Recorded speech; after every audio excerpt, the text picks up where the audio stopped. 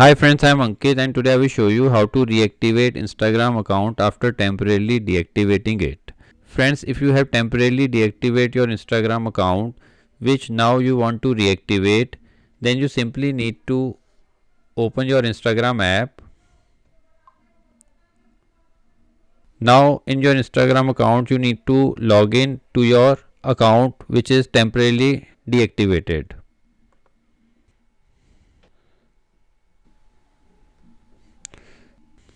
So friends, after login to your Instagram account, your temporarily deactivated Instagram account will be automatically reactivated. So basically you simply need to log into your Instagram account to reactivate your temporarily deactivated Instagram account. So friends, like this you can reactivate Instagram account after temporarily deactivating it. I hope you find this video useful. If you like the video, then press on like button and don't forget to subscribe our channel and press on bell icon to receive email notifications free of cost.